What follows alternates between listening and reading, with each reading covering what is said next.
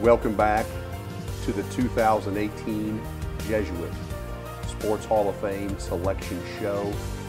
Our fourth Hall of Famer being unveiled today to the Jesuit community. I say fourth because we're just doing it in the order of which I give these interviews, but he is certainly not least. He is one of the most dynamic running backs, if not the most dynamic running back I have ever seen in my 20 seasons here at Jesuit College Prep. He wore number 30. He was special in every sense of the word that we use special when talking about an athlete. He was fast, he was strong. When he got in the open field, he was gone. And I'm talking about John Wall from the Jesuit class of 2003. John, congratulations on a well-deserved honor. Thank you very much, Tom. I'm super excited to be joining this group, and couldn't be happier. Well, you absolutely should be excited, and you're very worthy of this incredible honor.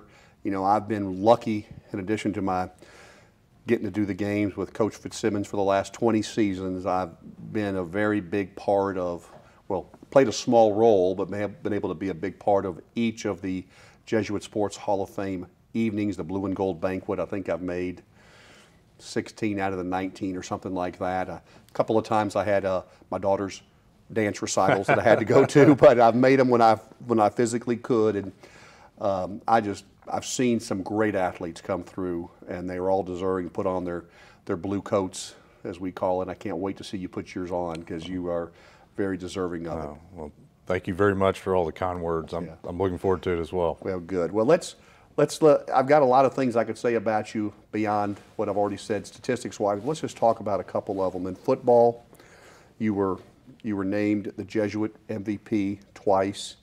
You were a captain your senior year. You gained over 3,000 yards rushing. You averaged 10 yards per carry, and you scored 30 touchdowns. But you also were an outstanding soccer player. You started on the soccer team your sophomore and junior seasons for, of course, that's a legendary program in and of itself. Sure. And you were a sprinter and track, so you kind of did it all here at Jesuit. As you look back, John, at your we'll start on with football. As you look back on your football career, I know you played for Coach Wonderlick. I mean, I can't believe it's been since 2003. I mean, we're now 15 years later, but you know, I'm sure those were some of the most special memories you've had. You're very young still, but I mean, that's got to be still one of the highlights of your life when you look back at those 4 years here at Jesuit. No, I mean, my dad went to Jesuit, and so did his two brothers, and one of my mom's brothers also went to Jesuit. So I've grown up kind of in the Jesuit community, and had always looked forward to hopefully being able to attend Jesuit. And you know, when that became a reality, it was exciting to be a part of. And then the football program is obviously something that has helped me get to a point where I am today, and was major positive, and really had a lot of influences with the other sports too, and had, you know, coaches I could name down a list that all you know, made an impact on my life really, and to be continuing this with this honor is a pretty special thing in my mind too. So. Well, you talked about your father, Steve Wall, from the Jesuit class of 1973. Had some uncles that went here. I know your father's passed away, and I know he's looking down, proud as ever at his son for what you've accomplished. But he did get to see you graduate from Jesuit. I know he passed away when you were in college, your freshman year at Rice. Yep. But I know you went to St. Pat's. Yeah. And believe it or not, I heard about this young man from the parochial league named John Wall when I was just starting over here, and a friend of mine whose father, the friend of mine was the father. He had a couple of daughters that went to St. Pat's, and he told me, he said, "Tom, wait till you see this kid, John Wall, come." And I think your freshman year, John, I did not check this with you before we went on air, but I think your freshman year at Jesuit, or maybe, I think it was your freshman team, didn't you have a game where you scored like 7 touchdowns or something like that? Does that sound familiar? Yeah, I hadn't thought about it in a long time, but there was one game where I think I was the kicker too, so I kicked the extra points too, and I think it was against, I think it was maybe Coppell, and I actually had a club soccer teammate on the other side who had scored most of their points too. So it was kind of a pretty competitive. I remember feeling really competitive to beat him in that game. Yeah, so. well, I remember hearing about that game and people telling me, wait till you see this guy that I'd already heard about you from St. Pat's. Now, how many years, John, did you play on the varsity in football? So I played for 3 years. That's what I thought. You started yeah. you played as a sophomore, played quite a bit. Maybe didn't start right away, but got a lot of playing time. I had a shoulder injury early, and then when I came back from that, played longer into the season. Yeah. So let's talk about soccer. I think that you would have played your senior year as well, but you were going to go on football scholarship to Rice, and they asked you to forego soccer. Yeah, they said I didn't need to play any more soccer if I was signed up and committed to come there, and so it was football and track only my senior year. But I grew up playing soccer and playing club, and in fact I didn't go out for St. Patrick's football. I was playing club soccer, and my mom finally got a hold of me and said, you need to play some football. And so I showed up a week late to St. Pat's football. I guess that was 5th grade. But yeah, soccer's been a huge part of my life. I had some great club coaches. Aaron Gordon, I actually got to play for Charlie. Charlie probably doesn't even remember, but I played up a grade in some of his tournaments for the age older when Charlie was coaching for Dallas Center. So that was my first time with Charlie, and I was excited to play for Charlie coming here too. Yeah. So, but yeah, soccer's been was a huge thing for me growing up. And you went on to Rice. I mean, your accolades certainly didn't stop at Jesuit. You went on to Rice, and Coach Fitzsimmons and I we take great pride in, even though we're the radio announcers, Coach Fitzsimmons is a lot more than that here at Jesuit. Sure. Of course, as the senior counselor, chairman of the counseling department now, but I know you know him. He was also a longtime coach. But we take a lot of pride in talking about guys like you that we watched come through, and we're very excited to see you do well. And on Saturdays after you leave Jesuit, and I've got a couple of notes here that at Rice you redshirted your freshman year. That's correct. You played 3 games with 1 start as a redshirt freshman. You had the knee injury that caused you to miss, I think, part of the season.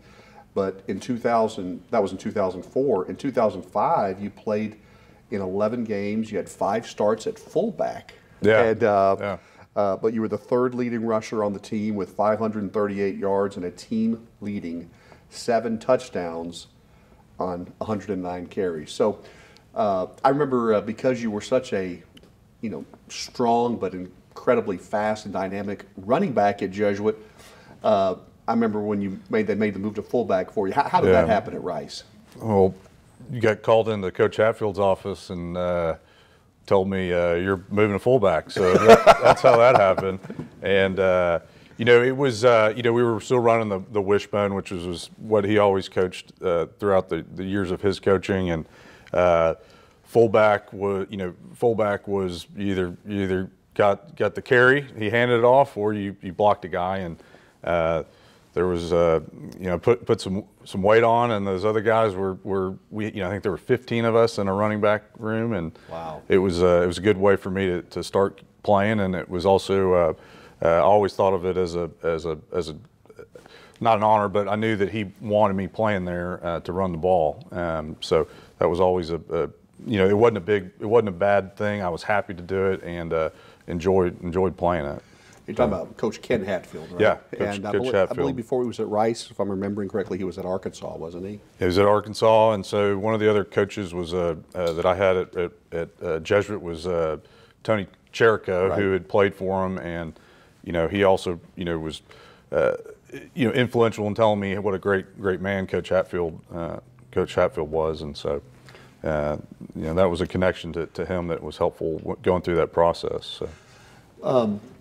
John, talk to me about the emotions or the feelings you had when you got the call that you were being inducted into the Jesuit Sports Hall of Fame. Tell us who made the call. Just kind of talk us through that. Well, I was waiting on a Dallas number to call me, and I picked up, and it was Kenny Holleran, who was a year behind me, who was a great wrestler at Jesuit and beyond. And I was really caught off guard, wanting to know you know, what's going on? and he told me that I was being inducted. It really caught me off guard. I was something I was not expecting to get, and it really was kind of a wave of a flashback going back through all the Jesuit times, and was really appreciative of that phone call from him. And his dad was actually was our freshman football coach, and so it was kind of a neat thing to get a call from Kenny. Yeah, I love asking that question because it's, you know, it's often Hall of Famers that do make those calls. Sure. When available to guys like you that you're being inducted. And Kenny and I have sat in these two chairs and had this exact same conversation. You can go watch it on YouTube if anybody's watching it. John, you know, Jesuit's a special place. Obviously, you excelled on the football field, but you know, and you did so at Rice as well. But you know, talk about how the impact Jesuits had on your success. I mean, obviously, you know, you played football at one of the top academic institutions, you know, not just in Texas, but in the United States at Rice University. And obviously Jesuit prepared you for that, but you've had great success in commercial real estate. Just talk about the impact that Jesuits had on you. I mean, I think going back, if you really look at that long list of coaches that were, you know, had an impact, you know, over the years, it's just the ones at Jesuit were really special. I mean, Coach Wunderlich went above and beyond for his players, and I had multiple coaches that were recruiting me tell me that by far at the time he promoted his players more than any other coach, you know, that these guys ever dealt with. And so, you know, knowing that he was always doing that and constantly giving input and support, you know, it really helped kind of build you know, an immature kid into you know, really the men for others thing is a real thing, and that was shown over and over again with the coaches here, and how that foundation played into the ability to earn a scholarship, go to Rice was a huge deal.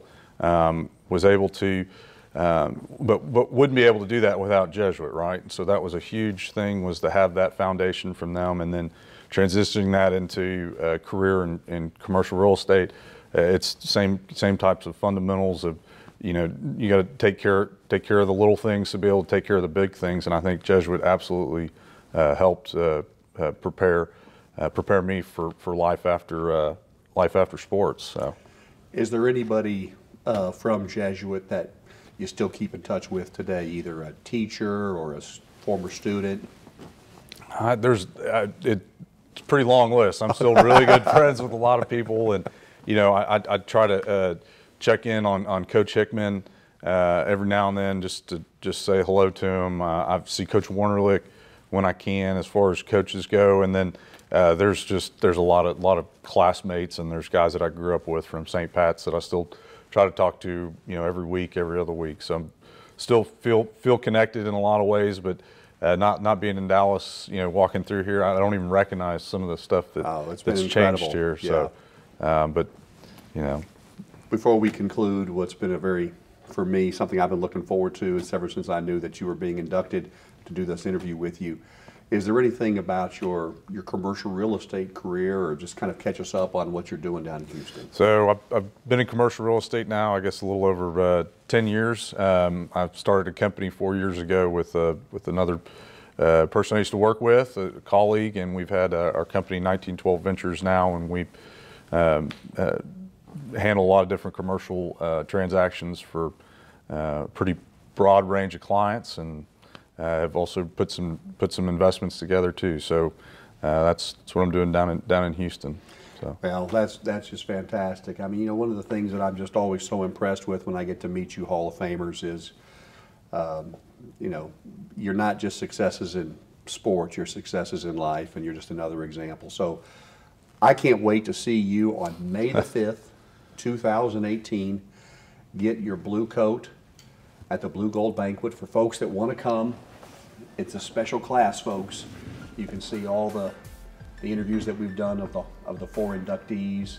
We've got some other folks that are going to be recognized. It's always a special night, something I look forward to. We'll have Mass at 5 o'clock. We'll start the festivities at 6 o'clock, and it's going to be at the Terry Center. call the alumni director, Sean McMullen. If you'd like to sponsor, he'd always love to hear from you. Or if you'd like to buy a table or buy some tickets, it's going to be a great night. And John, we look forward to seeing you there. Thank you very much, Tom. Thank Appreciate you so it. much for coming up to do this. And that'll do it for this inductees YouTube video. We hope you've enjoyed watching, and we look forward to seeing everyone on May 5th.